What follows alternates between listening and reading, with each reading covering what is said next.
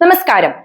വർഗീയതയെയും മതനിരപേക്ഷതയെയും കുറിച്ച് വാചാലരാവുകയും എന്നാൽ പ്രവൃത്തിയിൽ സവർണ വർഗീയ ധ്രുവീകരണങ്ങൾക്ക് കൂട്ടുനിൽക്കുകയും ചെയ്യുന്ന കേരളത്തിലെ കമ്മ്യൂണിസ്റ്റ് പാർട്ടികളുടെ ഇരട്ടത്താപ്പിനെ കുറിച്ചാണ് എനിക്കിന്ന് സംസാരിക്കാനുള്ളത്. സെക്യുലറിസത്തിന്റെ വക്താക്കളായി സ്വയം അവരോധിക്കുന്നവർ തങ്ങളുടെ രാഷ്ട്രീയ അതിജീവനത്തിനായിട്ട് മുസ്ലിം ന്യൂനപക്ഷത്തെയും മുസ്ലിം ലീഗ് പോലുള്ള രാഷ്ട്രീയ പ്രസ്ഥാനങ്ങളെയും ലക്ഷ്യം വെച്ച് നടത്തുന്ന പ്രചാരണങ്ങൾ BJPയുടെ വർഗീയ അജണ്ടകളോട് സാമ്യമുള്ളതാണ് എന്നത് ഗൗരവകരമായ ഒരു സാമൂഹിക വിപത്താണ്. കേരളത്തിന്റെ മതേതര മനസ്സിനെ വിഭജിക്കുന്നതിൽ കമ്മ്യൂണിസ്റ്റ് നേതൃത്വം അടുത്ത കാലത്തായി സ്വീകരിച്ചു വരുന്ന നിലപാടുകൾ ഏറെ ചർച്ച ചെയ്യപ്പെടുക തന്നെ വേണം. ഒരു വശത്ത് സംഘപരിവാർ ഉയർത്തുന്ന വർഗീയതയെ പ്രതിരോധിക്കുമെന്ന് അവകാശപ്പെടുമ്പോൾ തന്നെ മറുവശത്ത് ന്യൂനപക്ഷങ്ങളെയും പ്രത്യേകിച്ച് മുസ്ലിം സമുദായത്തെയും സംശയത്തിന്റെ മുനയിൽ നിർത്തുന്ന പ്രസ്താവനകളാണ് പല നേതാക്കളിൽ നിന്നും ഉണ്ടായിട്ടുള്ളത്. BJP ഉയർത്തുന്ന അതേ ഇസ്ലാമോഫോബിക് യുക്തികൾ കമ്മ്യൂണിസ്റ്റ് നേതാക്കളുടെ നാവിൽ നിന്നും കേൾക്കുമ്പോൾ അത് മതേതരത്തെ സംരക്ഷിക്കാനല്ല, മറിച്ച് ഭൂരിപക്ഷ വർഗീയതയെ പ്രീണിപ്പിക്കാനാണ് ഉതകുന്നത് എന്ന യാഥാർത്ഥ്യം പറയാതെ മുന്നോട്ട് പോകാനാകില്ല. മുസ്ലിം ലീഗിനെ വെറും തീവ്രവാദ പാർട്ടി മാത്രമായി മുദ്ര കുത്തുന്ന ഇത്തരം പ്രവണത ഇതിന്റെ ഭാഗമാണ്. ജനാധിപത്യപരമായ രീതിയിൽ പ്രവർത്തിക്കുന്ന ഒരു രാഷ്ട്രീയ പാർട്ടിയെ മതപരമായ വികാരം മാത്രം മുൻനിർത്തി ആക്രമിക്കുന്നത് BJP കാലങ്ങളായി ചെയ്യുന്ന അതേ തന്ത്രമാണ്. ലീഗ് നേതാക്കളെയും അണികളെയും ലക്ഷ്യം വെച്ചിട്ടുള്ള അടിസ്ഥാനരഹിതമായ ഇത്തരം ആരോപണങ്ങൾ സമുദായങ്ങൾക്കിടയിൽ അകലം സൃഷ്ടിക്കാൻ മാത്രമേ സഹായിക്കൂ. എന്നാൽ ഇപ്പോൾ ഇത് ചെയ്തുകൊണ്ടിരിക്കുന്നത് കമ്മ്യൂണിസ്റ്റുകാരാണ്.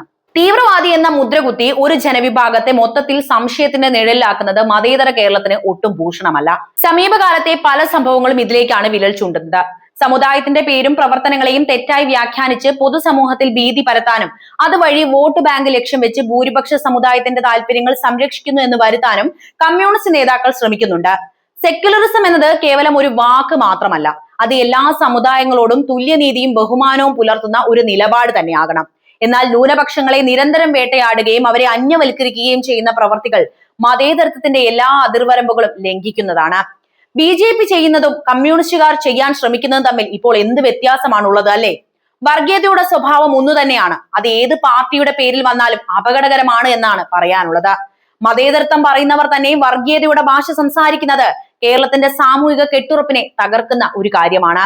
വോട്ട് ബാങ്ക് രാഷ്ട്രീയത്തിനപ്പുറം മനുഷ്യത്വപരമായ മതേതരത്വം ഉയർത്തിപ്പിടിക്കാൻ കമ്മ്യൂണിസ്റ്റ് പാർട്ടികൾ തയ്യാറാകണമെന്നാണ് എനിക്ക് ഈ അവസരത്തിൽ പറയാനുള്ളത്.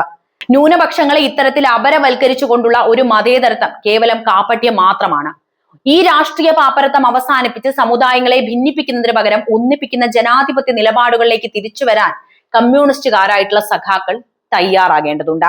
കേരളത്തിന്റെ രാഷ്ട്രീയത്തിൽ മതനിരപേക്ഷതയെ കുറിച്ച് വാചാലരാകുന്നവർ തന്നെ എങ്ങനെയാണ് വർഗീയതയുടെ ഭാഷ ഉപയോഗിക്കുന്നത് എന്ന് പരിശോധിക്കുമ്പോൾ പല പ്രമുഖ നേതാക്കളുടെയും പരാമർശങ്ങൾ സവിശേഷമായിട്ട് ശ്രദ്ധിക്കേണ്ടതുണ്ട്.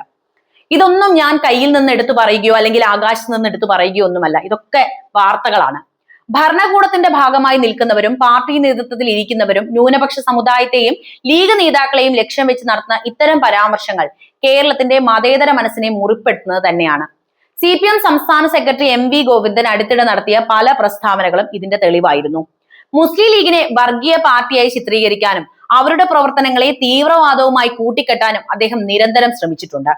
മുസ്ലിം ലീഗ് ഒരു ജനാധിപത്യ പ്രസ്ഥാനമാണ് എന്ന യാഥാർത്ഥ്യം വിസ്മരിച്ചുകൊണ്ട് BJP എപ്പോഴും ഉയർത്തുന്ന അതേ രീതിയിലുള്ള തീവ്രവാദ ആരോപണങ്ങൾ ലീഗിനെതിരെ ഉന്നയിക്കുന്നത് മതേതര കേരളത്തിന് ഒട്ടും ചേർന്നതല്ല. തീർന്നില്ല.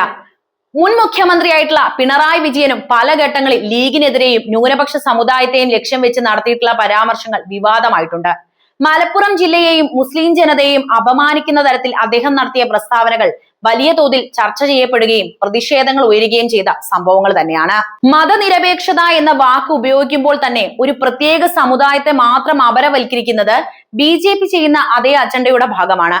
BJPക്കാർ അങ്ങനെയാണെന്ന് നമുക്ക് കരുതാം. പക്ഷേ CPMകാരോ?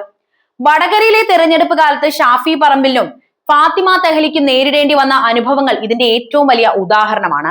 ഷാഫി പറമ്പിലിനെതിരെ വർഗീയപരമായ ആരോപണങ്ങൾ ഉയർത്താൻ പാർട്ടി സംവിധാനങ്ങളെയും സൈബർ ഇടങ്ങളെയും കമ്മ്യൂണിസ്റ്റ് നേതൃത്വം ഉപയോഗിച്ചിട്ടുണ്ട് എന്നത് നമുക്ക് മറക്കാൻ കഴിയാത്തൊരു യാഥാർത്ഥ്യമായിരുന്നു.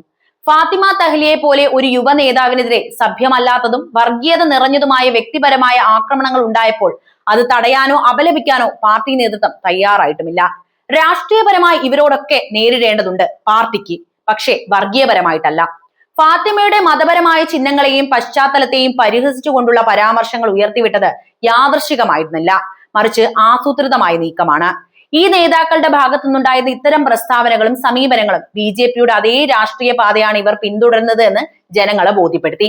സെക്യുലറിസത്തെ സംരക്ഷിക്കാൻ ബാധ്യതപ്പെട്ടവർ തന്നെ ഇത്തരത്തിൽ വർഗീയ ധ്രുവീകരണത്തിന് കൂട്ടുനിൽക്കുന്നത് അങ്ങേയറ്റം അപലപനീയം തന്നെ.